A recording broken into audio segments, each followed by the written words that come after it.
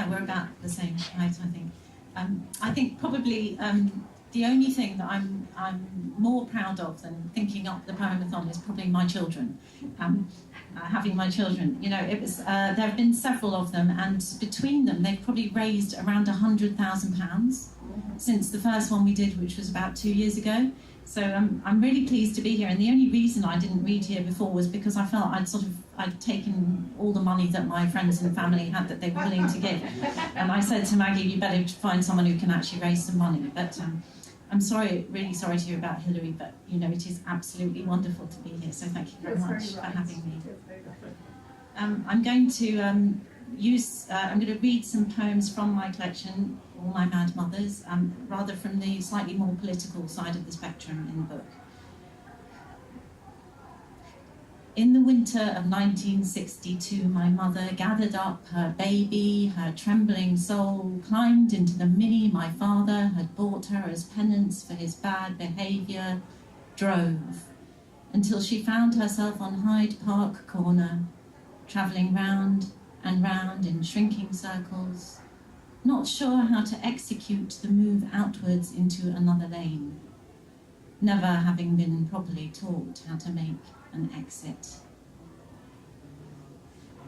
So there's a slightly feminist angle in this book. I am the mother of 2 boys and 2 girls, so it's been very interesting for me to watch the way that gender plays out in my own family. This is called The World's Houses. Girls slamming doors mean I am filled with the loss of myself and the brine of myself and the bursting ridiculous shape of myself and the endless embarrassing spill of myself, and what did I break? But boys slamming doors mean only their own reverberant exits in flutters of sawdust, putting hinges out of alignment and shaking floors. Girls cry from their rooms, come in, I won't let you in, come in. But boys step out onto streets wearing new hard hands, those rackety limbs and sprung joints. Someone has taught them to try all the world's houses. Someone has told them every door is wide open and theirs for the casual slamming.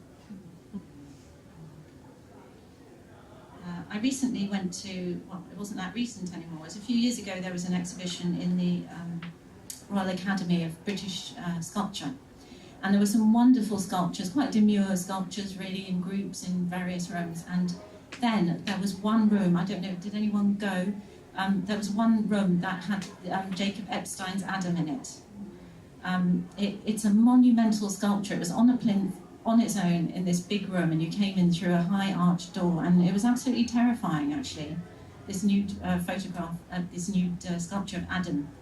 And so I decided to take issue with it and to do a little rewrite of the creation myth. Strong language and sexual scenes from the very beginning, so if you have a delicate disposition, you can block your ears. Spunk. His cock hangs at half-mast. It's primed to score. Rising, monstrous, nothing like those bland and flaccid members in rooms 3 and 4. Drunk on lust, pumped up with blood, he stands broad on his plinth and howls for cunt. Who'd dare to leave that call unanswered? This is where we find the source, that first primeval sin. He forced an opening, she let him in. Later they wrote, she asked for it, her pink, seductive flesh, the bruise and not the kiss. You ask who wrote those books. Who do you think? Would you, with longing, spread your legs for this, bear more like him? It seems so far to fall. Must this man be the father of us all?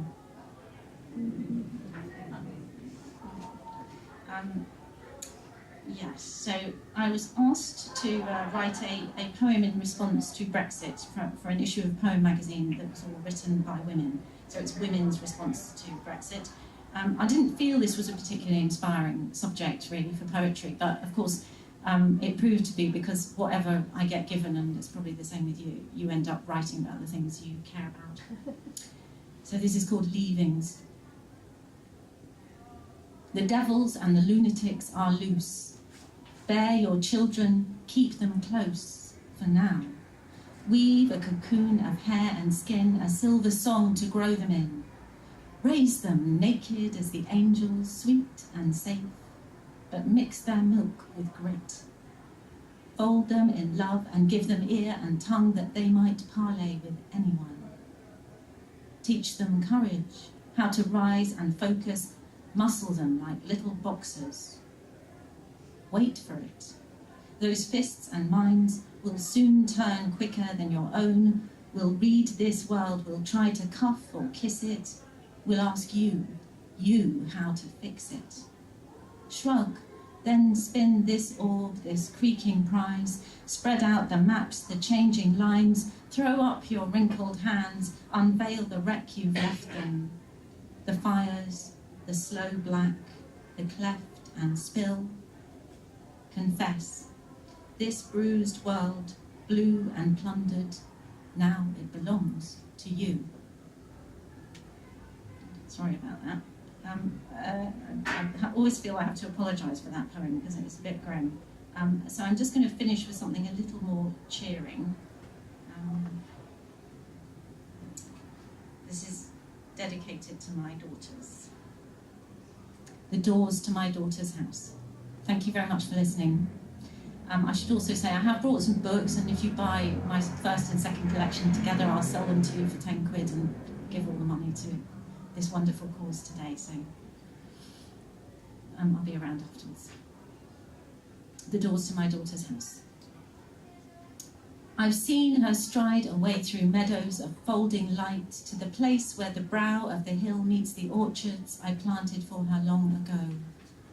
I've watched her fill her pack with gold and red.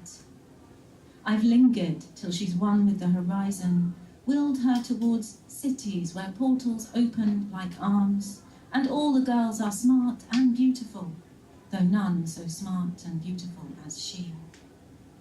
She swears she's unpacked the runes, the roses, the book of edges I composed for her, that she keeps handy her laugh, her pepper, her third eye, her delicate cudgel. She's learned to work alone in the house of many rooms we dreamed up over nights of moon and milk. The same house she has made manifest in paper, faith and stone. Sometimes I knock on the window, sometimes she lets me in, but quietly through a dignified gate in the wall. Blessed with her own sharp glory, she's made it plain that I must never lean against those doors she's carved, the ones that swing open and shut on oiled hinges at intervals I can't predict, where she stands, honed and ready as the newest weathers of the world rush in and all her tomorrows poise to make their entrances. Thank you.